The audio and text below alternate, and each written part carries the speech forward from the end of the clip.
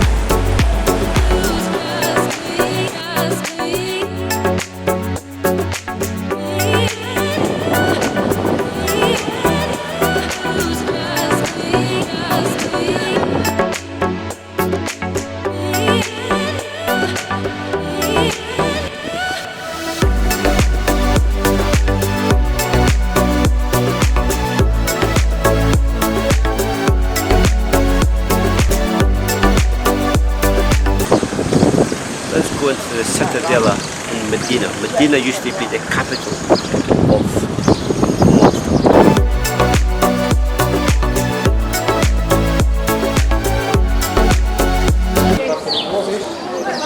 I've always wondered why, when a human being comes across some stinking hole, he simply loves to throw his fellow human being into it.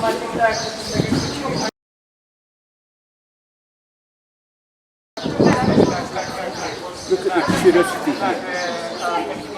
Imagine paying money to see some stinking hole called a dungeon. Only 6 months. Figures of the Knights of St. John's are in all of these souvenir shops in Malta. There's a life-size figure there.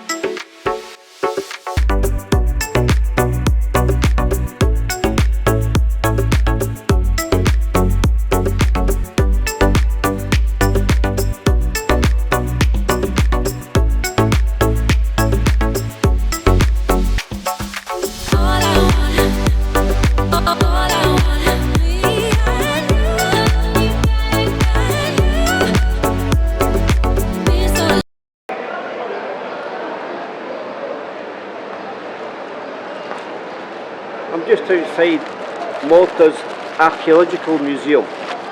Look what they found down a pit over 100 years ago. The sleeping lady. Would you credit it? They found this model down a pit in 1902, and they think it's 5,000 years old. I took it back in because there's a chip here. I said, well, this one's damaged. Can I get a wee bit off it, or can I get another one? And they said, excuse me, sir. Look at the original. When it came out of the pit, it was already chipped. Fair enough.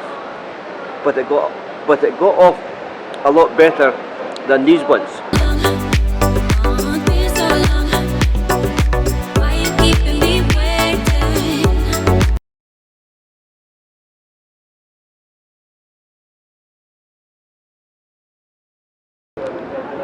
The book tells the story of how this man here, under his leadership, Grand Master Jean de Valette in 1565 defended the island from the Turkish invasion. It don't quite make them like him anymore.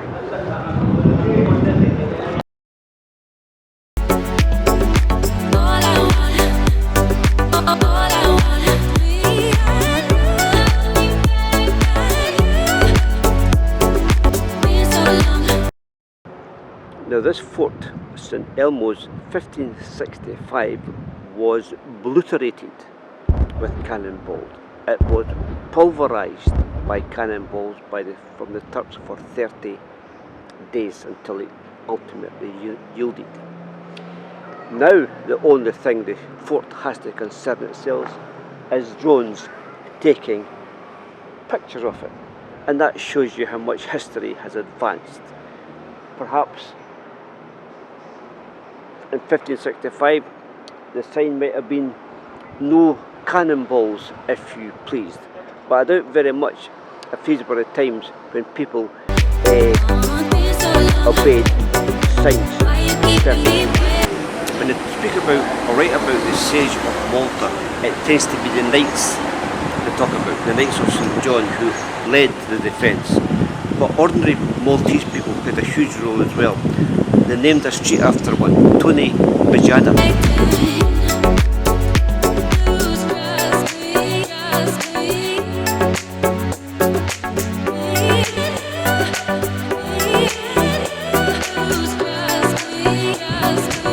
So each night, under cover of darkness, great swimmers like Tony Bajada would swim from St Elmo's to St Angelo's and back again, carrying important information about the state of the fort, for example. Now the Turks knew this was going on, and they would want to cut communication lines as much as they could. So they were watching for swimmers like that. So the swim was done in total darkness, mainly underwater, where the seas can sometimes get very, very choppy. So this swim was no walk in the park, I can assure you of that. And this is why Tony Bajada, great swimmer, has streets and squares named after him. Now, when St Elmo's fell, to my mind it began to get a wee bit personal. No soldiers of St Elmo's was spared by the Turks. What the Turks did then, they beheaded the soldiers and carved a crucifix onto them. I'm not sure in which order. They then crucified the soldiers, put them on crosses and attached the crosses to boards and sent the boards towards St Angelo's to be received by Grand Master Jean de Valette. Now when Grand Master Jean de Valette saw how his brethren had been treated and what the Turks had done, he was outraged with this, and he wanted to teach the Turks a lesson in humanity. So he ordered the Turkish prisoners to be beheaded, and he used their heads as cannonballs and sent them in the opposite direction towards St Elmo's, where they would be received by Mustafa Pasha, the commander of the Turkish force. So you had the spectacle here. On the one hand, you had headless bodies going in one direction and heads without bodies going in the other direction. I think it's getting a wee bit nasty now, to be perfectly honest. I think it's getting a wee bit, I think that's disgraceful behaviour. a wee bit on the nasty side, and it's certainly, to my mind, pretty personal. This is a personal thing now.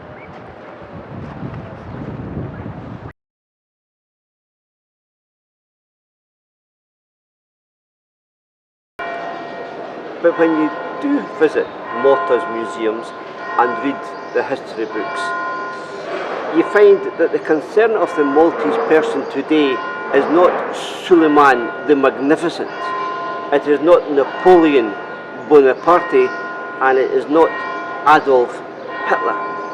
These were the enemies without. No, it's the enemies within. That's the chief concern of today's Maltese person.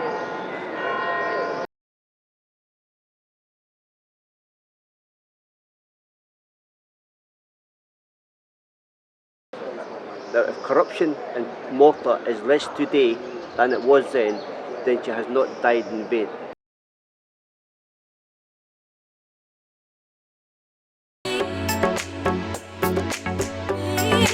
Bye bye!